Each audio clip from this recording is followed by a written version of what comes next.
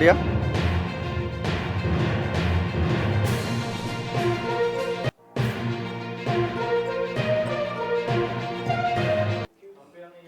హైదరాబాద్లో నిన్న ఆత్మహత్య చేసుకున్నటువంటి ఇద్దరు పిల్లలతో సహా ఆత్మహత్య చేసుకున్నటువంటి సంఘటన అందరికీ తెలిసిందే. ఇక ఆ సంఘటనకు గురైనటువంటి స్రవంతి బంధువులు ఎవరైతే ఆ భర్త ఉన్నాడో, రెండో పెళ్లి చేసుకొని ఈ యొక్క చావులకు కారణమైనటువంటి భర్త ఉన్నాడో, భర్త ఇంటి ముందు ఇప్పుడు ఉద్రిక్తమైనటువంటి పరిస్థితి అయితే నెలకొంది. ఇక అసలు ఏం జరిగిందో మీకు ఒకసారి చెప్పేటువంటి ప్రయత్నం చేస్తాను. హైదరాబాద్లోని కూకట్పల్లి పోలీస్ స్టేషన్ పరిధిలో ఖైత్లాపూర్ రాఘవేంద్ర కాలనీలో ఇద్దరు పిల్లలతో సహా స్రవంతి అనేటువంటి వివాహిత, కార్తిక్ 12 సంవత్సరాలు, కౌశిక్ 8 సంవత్సరాలు, వారిద్దరికి చంపి తాను కూడా ఆత్మహత్య చేసుకుంది. ఇక తనకు సంబంధించినటువంటి కుటుంబ సభ్యులందరూ కూడా ప్రవీణ్, ఆ భర్త స్రవంతి భర్త ప్రవీణ్ రెండో పెళ్లి చేసుకోవడం వల్లనే మా కూతురు అలాగే ఇద్దరు పిల్లలను కూడా చంపి తను చనిపోయిందంటూ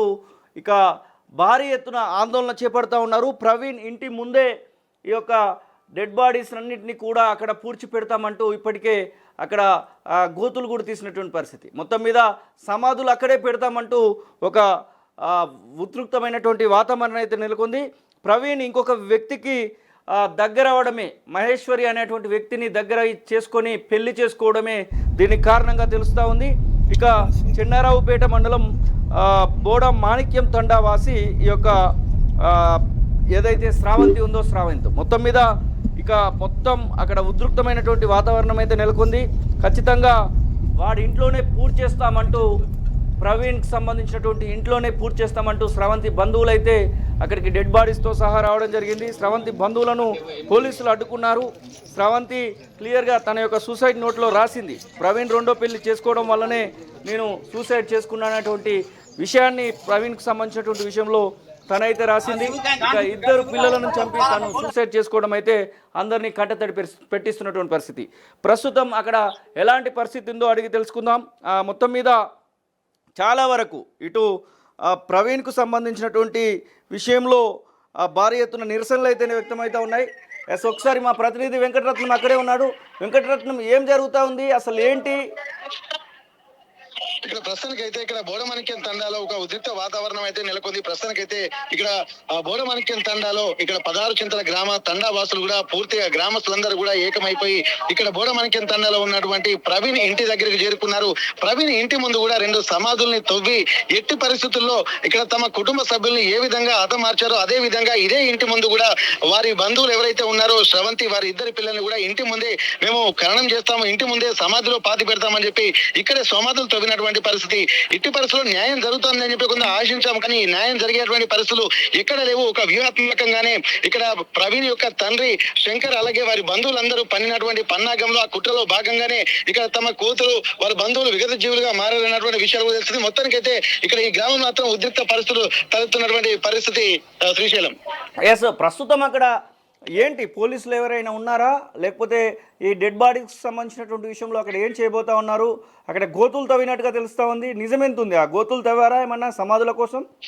ఆ గోతులు తవ్వి ఇక్కడే సమాధులు తవ్వారు, తవ్విన ప్లేస్ లోనే పాతి పెడతామని చెప్పి ఇక్కడ ఉంటున్న నేపథ్యంలో ఇక్కడ న్యాయం జరిగేంత వరకు ఎట్టి పరిస్థితుల్లో డెడ్ బాడీస్ ని ఇక్కడి నుంచి తరలించలేదని చెప్పి అంటున్నారు. పోలీసులు కాదు, ఎంతమంది బలగాలు ఇక్కడికి వచ్చినప్పటికీ కూడా తాము ఇక్కడి నుంచి వెనుదిరిగే ప్రసక్తి లేదని చెప్పి ఇక్కడ ఉన్నటువంటి తండావాసులు అలాగే అందరూ కూడా భీష్మించుకున్న పరిస్థితి కనిపిస్తుంది. ఏదేమైనప్పటికీ కూడా తమకు న్యాయం జరగాలన్నటువంటి ఒక డిమాండ్ మాత్రం ఇక్కడ వ్యక్తం అవుతున్నటువంటి పరిస్థితి. శ్రీశైలం, అంటే ప్రస్తుతం అక్కడ ఏంటి, వాళ్ళు ఏం డిమాండ్ చేస్తూ ఉన్నారు? ప్రవీణ్కు సాంకేతిక సమస్య ఉన్నట్టుంది. మొత్తం మీద అక్కడ కోనరావుపేట తండాలో ఉద్రిక్తమైనటువంటి పరిస్థితి నెలకొందని చెప్పుకోవచ్చు. ఖచ్చితంగా ప్రవీణ్కు శిక్ష పడాలి, ప్రవీణ్ ఇంటి వద్దే ఈ 3 డెడ్ బాడీలను కూడా పూడ్చి పెడతామంటూ స్రవంతి కుటుంబ సభ్యులందరూ కూడా భీష్మించు కూర్చున్నటువంటి పరిస్థితి. ప్రవీణ్ ఇంటిని ఇప్పటికే తగలబెట్టినట్టుగా తెలుస్తూ ఉంది. మీరు చూస్తూ ఉన్నారు, అక్కడ తగలబడుతున్నటువంటి ప్రవీణ్ ఇంటి పరిసరాలను కూడా మీరు చూడొచ్చు. పోలీసులు కూడా అటువైపుగా వస్తున్నటువంటి సందర్భాలను మనం చూడొచ్చు. ఇక ఈ అంశానికి సంబంధించి ప్రతి ఒక్కరికి కూడా కంటతడి పెట్టిస్తున్నటువంటి సందర్భం. ఎందుకంటే మరి 12 సంవత్సరాలు 8 సంవత్సరాలు ఇద్దరు పిల్లలను సహా చంపి తను ఆత్మహత్య చేసుకోవడం ఏదైతే ఉందో ఇది అందరికి కూడా కంటతడి పెట్టిస్తూ ఉంది. రెండో పెళ్ళే దీనికి ప్రధాన కారణంగా తను సూసైడ్ నోట్లో కూడా రాసినటువంటి సందర్భాన్ని చూస్తూ ఉన్నాం. వరుసకు చెల్లయ్యేటువంటి వ్యక్తిని రెండో పెళ్లి చేసుకున్నాడు ప్రవీణ్. దీనిలో 13 సంవత్సరాల కింద ఇప్పుడు ఉన్నటువంటి శ్రావంతిని కూడా లవ్ మ్యారేజ్ చేసుకున్నాడు. ఇక ఈ యొక్క రెండో పెళ్లి వివాదం కాస్త విషాదాంతంగా ముగిసింది. పెద్దలు సర్ది చెప్పేటువంటి ప్రయత్నం చేశారు. అయినప్పటికీ కూడా శ్రావంతికి ఎట్టి పరిస్థితుల్లో కూడా ఇది కరెక్ట్ అయినటువంటి జీవితం కాదు అంటూ తను సూసైడ్ నోట్లో రాసి మరి చనిపోయినటువంటి సందర్భాన్ని అయితే మనం చూస్తూ ఉన్నాం. ఇక మరి ఇప్పుడు ప్రవీణ్కి శిక్ష పడడానికి ఆ యొక్క సూసైడ్ నోటు కారణం కావచ్చు. ఎందుకంటే సూసైడ్ నోట్ను పరిగణలోకి తీసుకుంటేనే శిక్ష పడవచ్చు అంటూ ఇటు ఏదైతే లీగల్ ఎక్స్పర్ట్స్ అయితే చెప్తా ఉన్నారు. ఏది ఏమైనప్పటికీ ప్రవీణ్కు శిక్ష పడాల్సిందే, మాకు న్యాయం జరగాల్సిందే అంటూ శ్రావంతి కుటుంబ సభ్యులైతే వాపోతున్నటువంటి సందర్భాన్ని అయితే మనం చూస్తూ ఉన్నాం.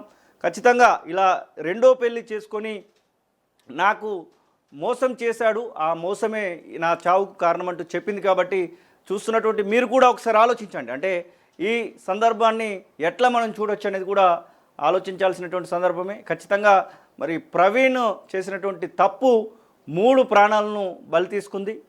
మరి ఈ యొక్క విషయంలో ఎలాంటి శిక్ష పడుతుందో ఏమో పక్కన పెడితే, మాకు న్యాయం జరగడం అంటే ఆ ప్రవీణ్కు శిక్ష పడడం, ప్రవీణ్ ఇంట్లోనే ఈ యొక్క 3 డెడ్ బాడీస్ను కూడా పూడ్చి పెడతామంటూ శ్రావంతి కుటుంబ సభ్యులైతే అక్కడ భీష్మించుకుంటూ కూర్చున్నటువంటి సందర్భాన్ని అయితే మనం చూస్తూ ఉన్నాం. అసలైన తొలి వెలుగు. ఫాలో వాట్సాప్ @తొలి వెలుగు official.